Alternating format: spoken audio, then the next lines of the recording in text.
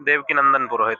क्या कुछ बोलना चाहेंगे? कल एक आंदोलन हो रहा है, राष्ट्रपति आंदोलन हो रहा है, क्या बोलना चाहेंगे? पूरे राष्ट्र में आंदोलन हो रहा है कल, गौ माता, राजमाता, राष्ट्रमाता को लेकर। आंदोलन कहना ठीक नहीं है, धर्म युद्ध घोषणा की गई है, धर्म युद्ध के शंखनाद आरंभ किया जाएगा।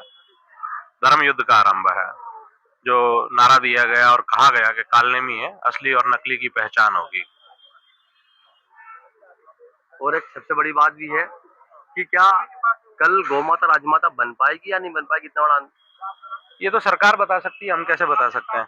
सरकार के हाथ में गौ माता को राज्य माता घोषित करना, मांग हम कर रहे हैं। हम तो राष्ट्र माता की भी मांग कर रहे हैं।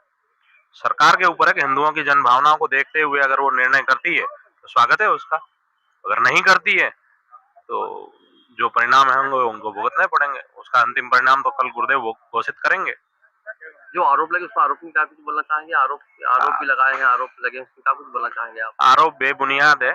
आरोप एक षड्यंत्र के तहत लगाए गए हैं, जो कुछ लोगों के इशारे पर इस तरह का षड्यंत्र रचा गया है।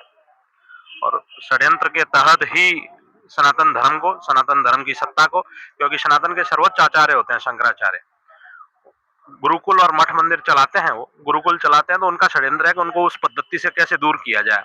सनातन धर्मी हिंदू जो बचे हुए हैं कुछ अल्प मात्रा में, उनको भी सनातन धर्म से दूर करने का ये षड्यंत्र है, ताकि लोग अपने बच्चों को गुरुकुल तक ना भेजें। आशुतोष की फोटो देखी जा रही है बीजेपी नेता को, क्या कुछ बोलना चाहेंगे आप?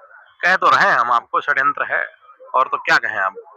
जो व्यक्ति जिसका चरित्र कुछ भी नहीं है, आज आप और मैं हैं, हम एक बात करते हैं, क्या अभी हम प्रधानमंत्री पर कोई आरोप लगाएं और दो हमारे खास व्यक्तियों को बुला करके आरोप लगवा दें, तो क्या उसको माना जाएगा? क्या वो मानने की योग्य होगा? आज हम कहते हैं कि हाँ, प्रधानमंत्री जी ने आपके साथ या हमारे साथ गलत किया, क्या उसका संज्ञान लिया जाएगा? क्यों कि न तो आप प्रधानमंत्री से मिले हैं, ना हम मिले हैं। जब जिन बच्चों को लेकर के आरोप लगाया गया है, वो कभी शंकराचार्य जी से मिले ही नहीं, वो हमारे मठ का कभी हिस्सा रहे ही नहीं।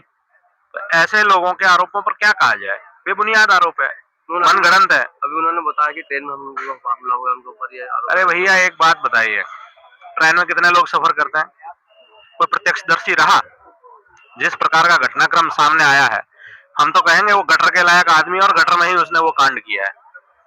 खुद अपना स्वयं से नाक काटा है, और नाक कटे जाने के योग्य, और इस तरह से बवंडर रचा है। उसको केवल चर्चाएं चाहिए और कुछ नहीं चाहिए। सभी हिंदू का बोलना चाहेंगे कल के आंदोलन के लिए? हम सारे हिंदुओं से आह्वान करते हैं कि हिंदुओं को यहाँ आना चाहिए, भागीदारी निभानी चाहिए। जिंदा हिंदू है वो आएगा, अवश्य आएगा।